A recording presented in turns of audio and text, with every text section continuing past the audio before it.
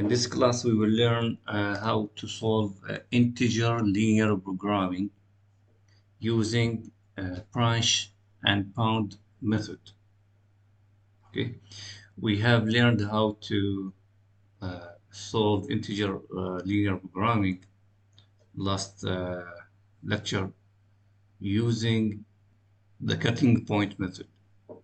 Today we will learn a new method which is called bound and branch, and it depends on deriving certain relations from constraints of the problem and the best value.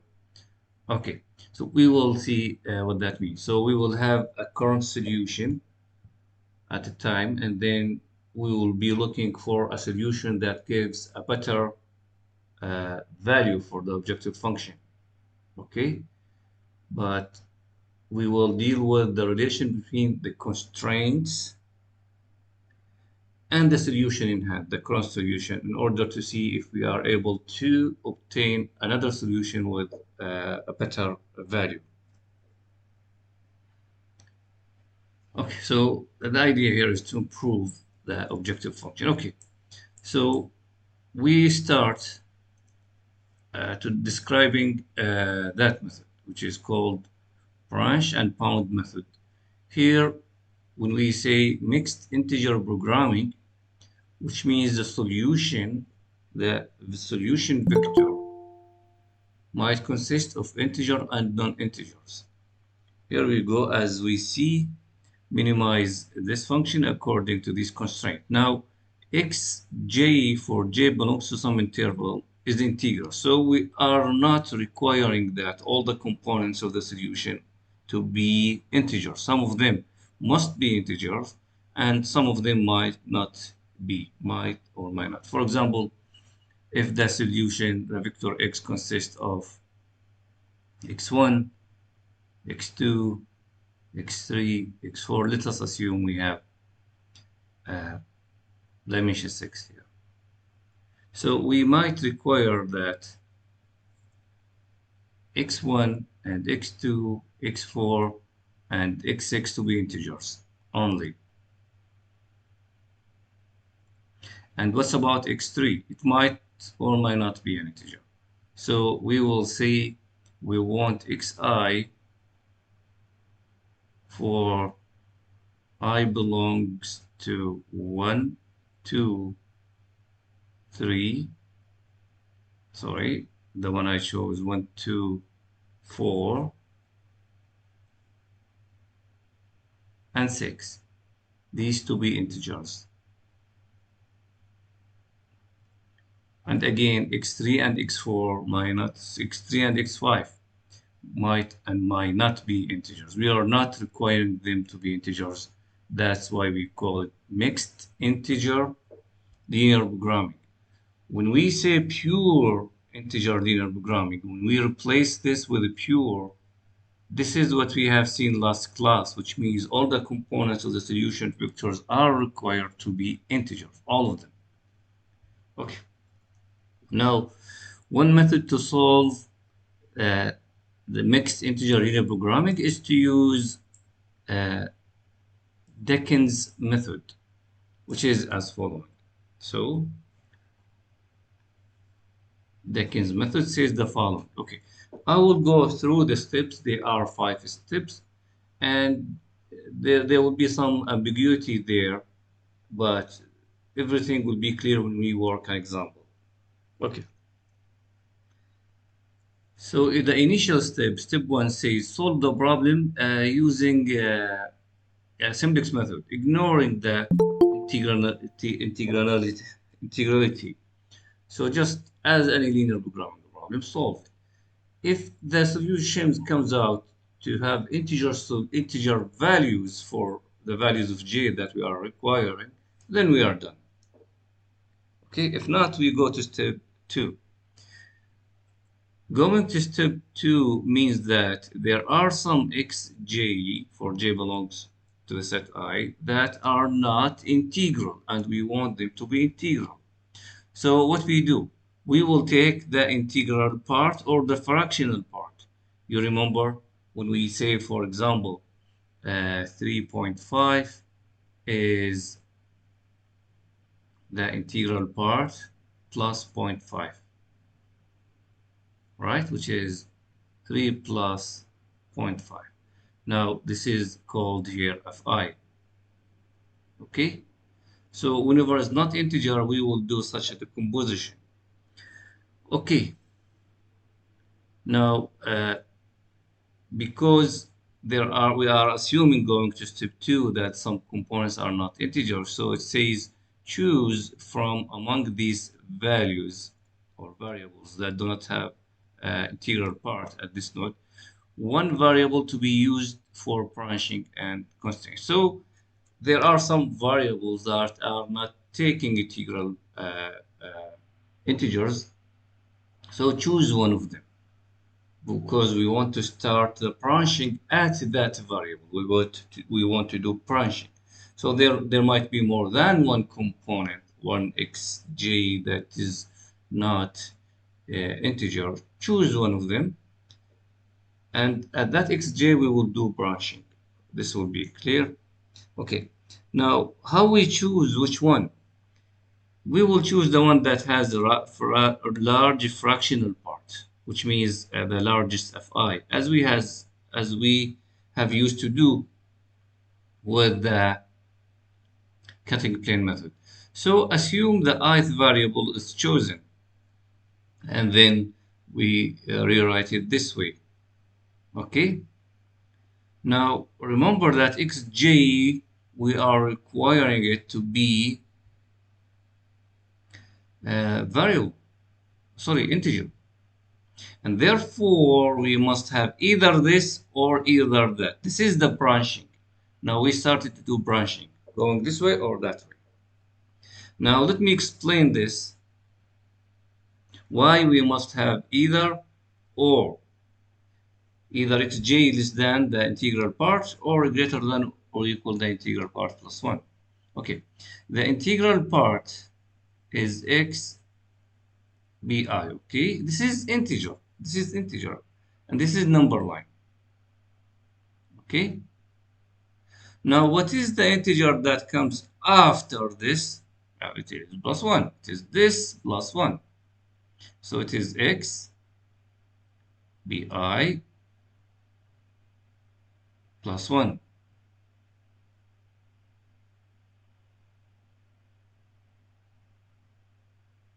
Okay, so these are two consecutive integers. There is nothing between them.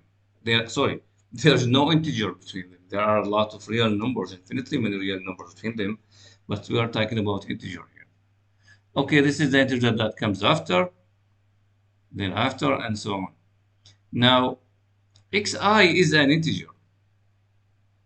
So it must be either this one or this one or this one. So in this case, here xj, sorry, is less than or equal the integral part. If xj is one of these, or xj must be one of these. Remember why xj is one of these, any one of these, because it is an integer. And this requires that xj to be greater than or equal the integral part of x bi plus 1.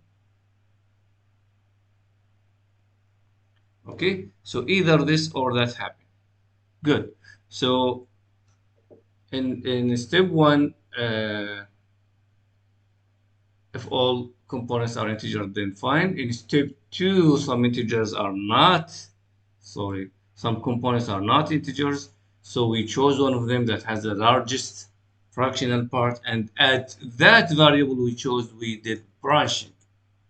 What do I mean by branching? Like these two branches, we chose a branch here. We demonstrated this way: xj is less than or equal this integer, and another branch which says xj is greater than or equal the integers after that. So these are the constraints that we will add.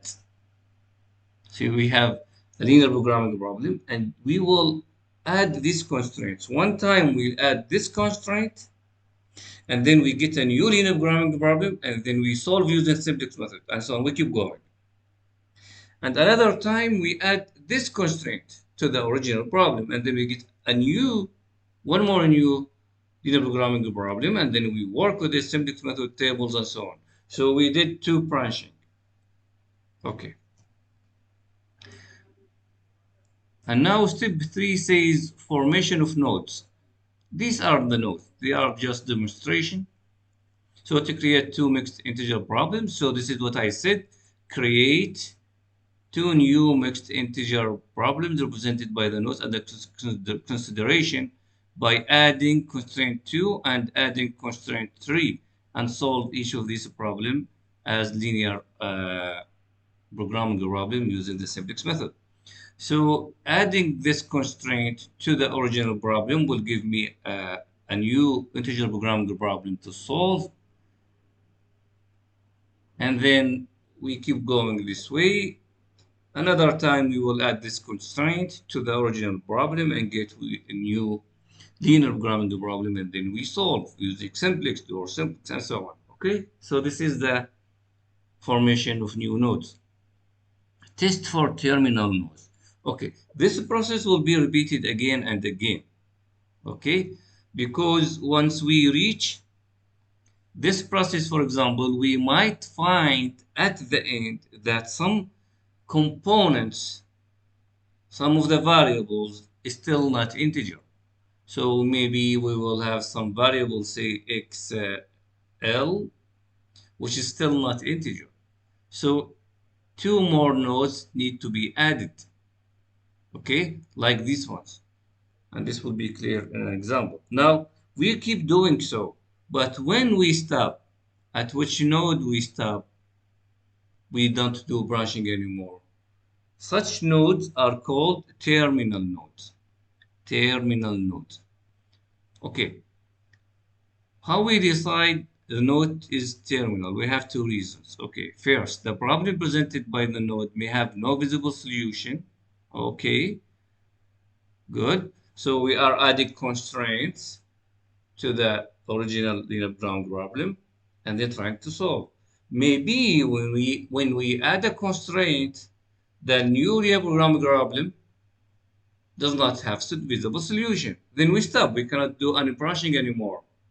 Okay. This is one reason, first. Or, which is second, the xj are all integers. Okay? And we compare the value of the objective function with the current best solution. So when we do the nodes, the branching, actually already we have some solution we are comparing with. So when we do the branching and we end up with a solution that consists all of integers values, so this is what we want. So we will compare the value of the objective function at this solution and the value of the objective function at the solution we have in hand. So we do that comparison. Now, if we find that the objective function of the one in the branching here has value less than the original one in hand, then we stop doing branching here. So this is a terminal node. This will be clarified in an example. So if the objective function of the value of the new node is better, replace the current best value and go to step 5. Okay. Now, this is again saying if the new solution we got after branching has objective function less than the value of the objective function at the current solution in hand, then this is a terminal node. We do no branching. But what if the value of the objective function at this here is better than the one in hand? Then we go at this and keep doing branching. We ignore the one in hand and we start with this, and we will be doing branching again. Okay, this is what this part is saying. The new node is better. Then replace the current value with best value with it and go to step 5. Okay, what we do with the step 5? If both nodes were terminal nodes, then the next node to be considered is the next one in the list of dangling nodes. Okay, if this dangling node has an objective value larger than the best value, then you use it use this node and go to step 2. Otherwise, check the next node in the list of dangling. Okay. Actually, this says, if we go back to my presentation here, or let me draw it here, we will be doing branching, right? Now we might find ourselves need to do branching here again. And then we obtain a value for the objective function here and obtain value for objective function in here. So we are assuming this is terminal and this is terminal and gives values of the objective function. We will take any of these, the best one, and compare it with this one. This one would be called dangling. What we are doing here, we're doing branching, and then we went in the direction of one of these branching and doing branching again and again. After we are done and reach terminal point, we are not done with the problem because there's a point we are left behind. We need to compare the value of the objective function of that node to ones we get here. So if we find the objective function of this node above here, which is the dangling one, is better, then we go back there and do branching once again. And this is actually the explanation of all these parts. Okay, now no problem, and it is expected that if you find this not clear, because we're talking here in general, but working with the following example will make every detail of any of these steps clear. So let's bring an example to here. Okay, consider the pure integer programming problem. Pure means here all the variables in the solution must be integers, x1 and x2. Okay, here we go, x1 and x2 are needed to be integers. Okay, we solve the related linear programming problem and obtain the final table. After using the simplex method, we reach this table. Now you notice that the solutions here and here are not integers. Okay. And now, what we do here,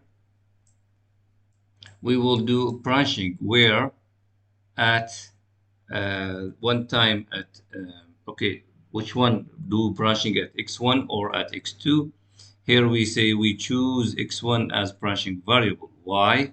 Because the fractional part is bigger here. Because of 1 equals what? It is 72 over 17 minus the integral part of 72 over 17. And this equals 72 over 17 minus, what is the integral part of 72 over 17? 3.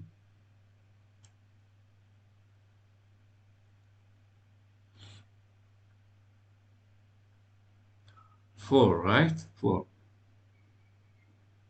Which is again 72 over 17 minus 68 over 17, which is now 4 over 17, right? While F2, if we compute it the same way, it will come out to be 7 over 17. Okay, so it is bigger than F1. So we choose F2 here. Now, so that means we choose X1 as branching. Okay, now branching about what? We are talking about XBI here to be X1. Actually, yes, to be this part. And now, as we have seen before, this will be x1 less than or equal the integral part of xbi, or x1 greater than or equal the integral part of xbi plus 1, right? We have seen this before. Now this integral part computed 72 over, which is was 4, right?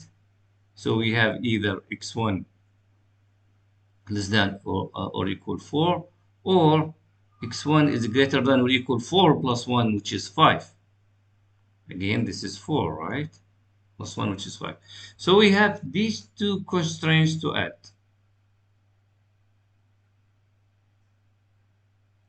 So this is the idea. This is branching. Okay. So one time we will add the constraint to the left, where? To the original problem here. And we get a linear programming problem, a new one. And then we work with it. After we are done, we go back to the original problem and again add the other constraint, which is x1 is greater than or equal 5. And then we get another new linear programming problem and we work with it till we end it. It's a solution. In here we get a solution, in here we get a solution, then we compare. Which one gives me a better value for the objective function? Okay, then I take it. Now, when I reach that solution, say it is in here that gives me the better value of the objective function, some components of the solution might not be integer. So we need to work more to make it integers. And that will cause us to make a branching at that component which is not integer. So we'll do another branching here. And this will what we'll be doing exactly. Okay. So now take let us add first. So we will do it in two separate ways. We will have this part here, this space for working, for adding this constraint, and another space here for adding this constraint. But before we do, notice that using the second line here, using the second line, we obtain this equation, right? So we want to replace x1 with this equation.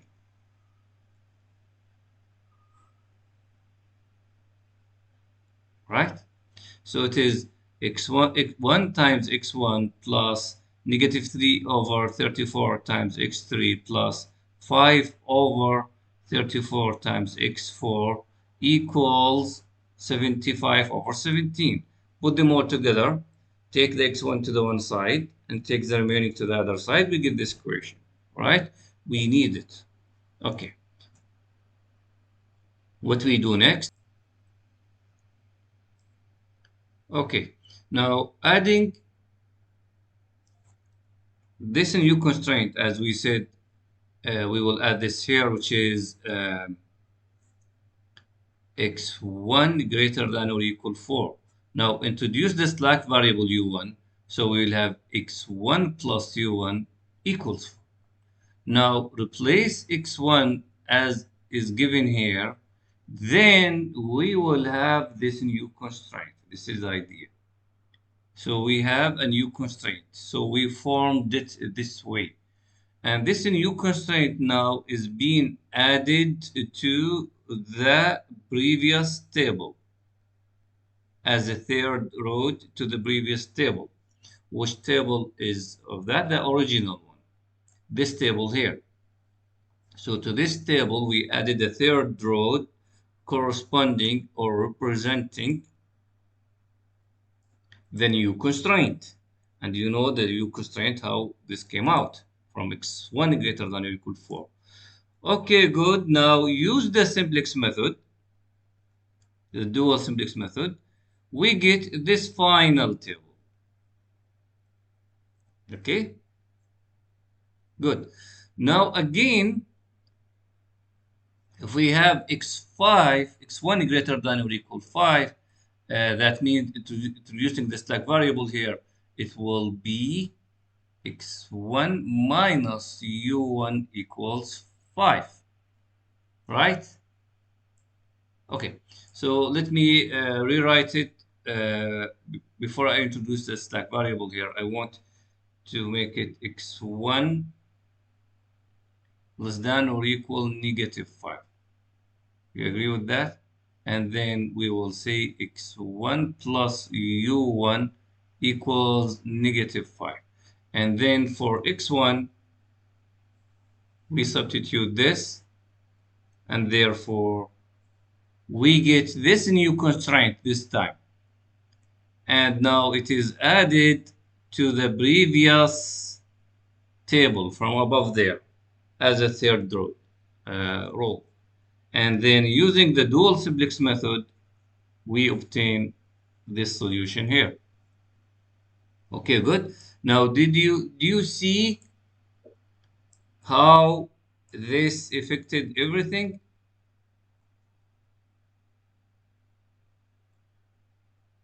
Right? And why we chose it this way? Because x1 was not integer, so it is either less than or equal this part or greater than or equal that part. So it must be either this or that.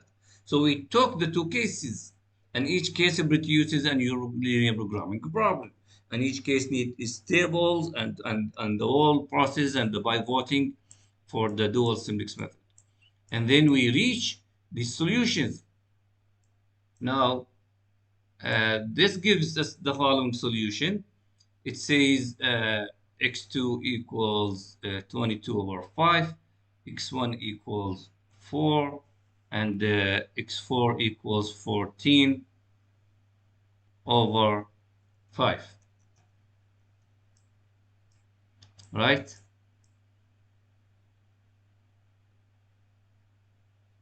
And for x4 and x3, they are what? The okay, sorry. Yes. They're the slack variables of the original problem, right? Okay. Now, and this says x2 is 8 over 3, x1 is 5, and x3 is 20 over 3. Now, the objective function here is this number. The objective function here is 43. So which one is bigger? Definitely this one here is bigger. Okay? Now, what we have achieved so far? Actually, we have achieved the following three.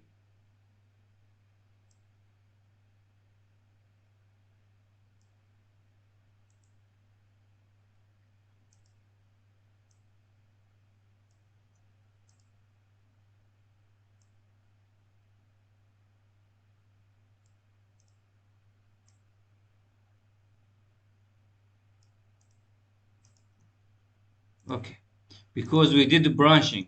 Now, see what we got. Now, this is from the original table, the very first one we started with. And it says we have these solutions here, right? Now, we have done the branching. Either x1 is greater than or equal 4, and it produces these solutions, as we say here. x1 equals 4, x2 equals 4, and 2 5s, right? We did not take x4 here because it's not a basic variable. And now the other branching, which gave us this table, gives the solution. Okay, now notice here the value of the objective function, and here the value of the objective function. Okay, so this one is bigger.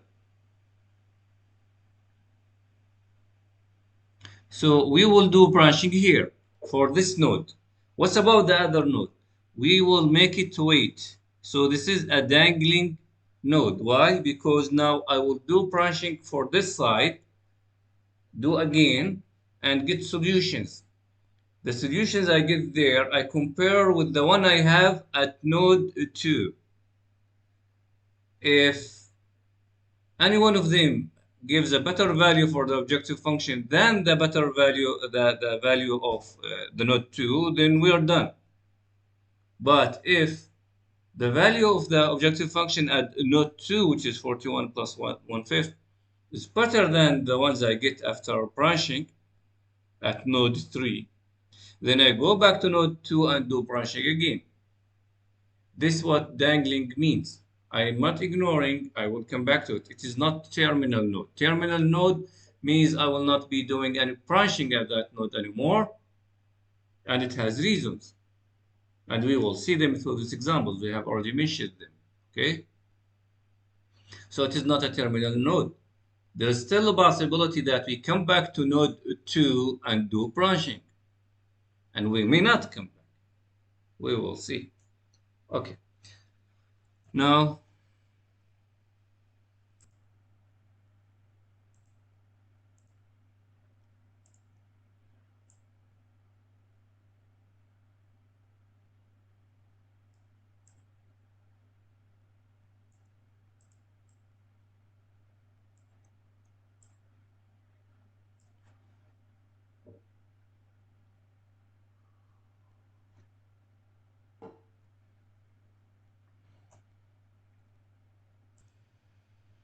um, yes, I'm counting 3 rows.